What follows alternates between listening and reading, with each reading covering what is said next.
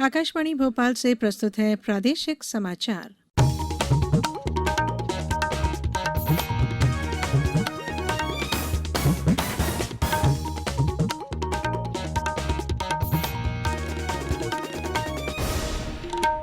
नमस्कार, समाचारों के साथ मैं धारणा सचदेव। भारत में कोविड टीकाकरण अभियान के तहत 100 करोड़ टीके लगाने का लक्ष्य हासिल कर लिया गया है। इस महत्वपूर्ण कार्य में योगदान करने वाले चिकित्सकों, नर्सों और अन्य स्वास्थ्य कर्मियों का आकाशवाणी अभिनंदन करता है। इसके साथ ही हम आपको सतर्क भी करना चाहते हैं कि कोविड अभी समाप्त नहीं हुआ है।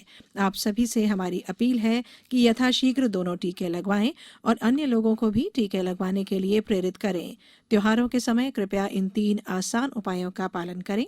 मास्क पहनें, 2 गज की दूरी बनाए रखें, हाथ और चेहरा साफ रखें। कोविड से संबंधित कोई भी जानकारी और मार्गदर्शन के लिए राष्ट्रीय हेल्पलाइन नंबर 0112397846 और 1075 पर संपर्क करें।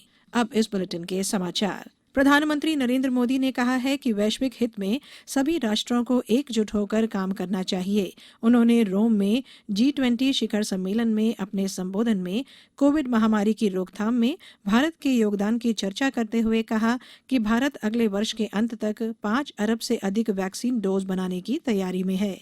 प्रधानमंत्री ने अपने भाषण में G20 देशों से आर्थिक चुनौतियों से निपटने के लिए परस्पर साझेदारी पर जोर देते हुए कहा कि भारत विभिन्न सहयोग के लिए एक भरोसेमंद साझेदार है। लौह पुरुष सरदार वल्लभ भाई पटेल को उनकी 146वीं जयंती पर राष्ट्र आज श्रद्धा सुमन अर्पित कर रहा है। यह दिन राष्ट्रीय एकता दिवस के रूप में मनाया जाता है। राष्ट्रपति रामनाथ कोविंद ने राष्ट्रीय राजधानी दिल्ली में पटेल चौक पर सरदार पटेल की प्रतिमा पर पुष्पांजलि अर्पित की।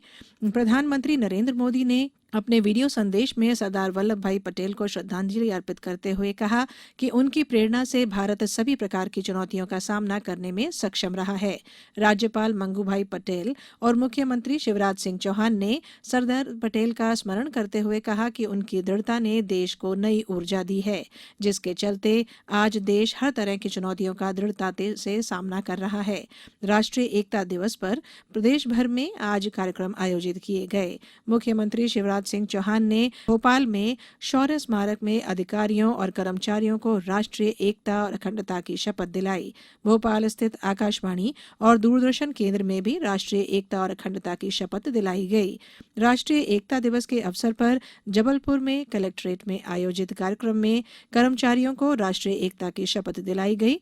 वहीं गुना, ग्वालियर, सतना, होशंगाबाद, शहडोल और मुरैना में भी राष्ट्रीय एकता दिवस पर आयोजित विभिन्न कार्यक्रमों में लोगों ने राष्ट्रीय एकता की शपथ ली। वहीं शाजापुर में मोटरसाइकिल रैली निकाली गई। इस रैली को जिला कलेक्टर ने हरी झंडी दिखाकर रवाना किया।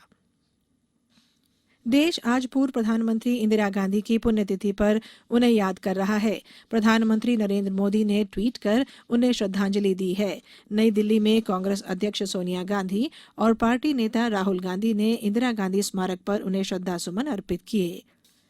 प्रदेश के खंडवा संसदीय क्षेत्र और पृथ्वीपुर, रैगांव और जोबट विधानसभा क्षेत्र में मतगणना का कार्य 2 नवंबर को होगा। इन क्षेत्रों में कल वोट डाले गए थे। खंडवा संसदीय क्षेत्र के 2908 मतदान केंद्रों पर 63.88% मतदान हुआ।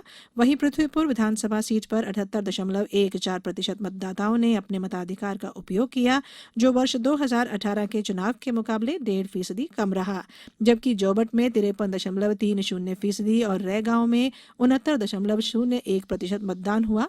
चारों ही सीटों पर मुख्य मुकाबला भाजपा और कांग्रेस के बीच माना जा रहा है। मध्य प्रदेश का स्थापना दिवस कल 1 नवंबर को मनाया जाएगा। इस अवसर पर राजधानी भोपाल के लाल परेड ग्राउंड में आयोजित किए जाने वाले कार्यक्रमों में मुख्यमंत्री शिवराज सिंह चौहान विशेष रूप से शामिल होंगे। स्थापना दिवस पर सभी जिलों में भी सांस्कृतिक कार्यक्रम होंगे।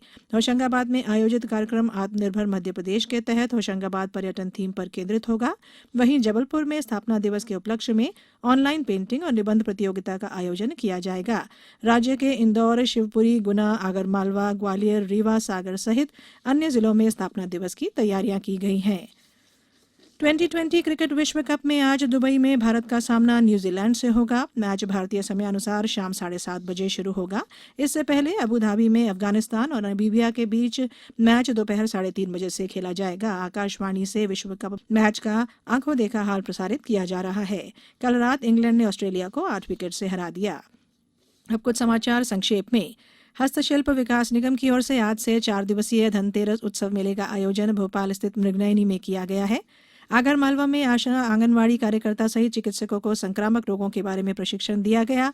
भोपाल स्थित आचार्य शंकर सांस्कृतिक न्यास द्वारा आज 37वां शंकर व्याख्यान आयोजित किया गया और भोपाल स्थित रविंद्र भवन में इंडियन बैंक द्वारा आयोजित कार्यक्रम में 186 हितग्राहियों को 15 करोड़ के ऋण वितरित किए गए।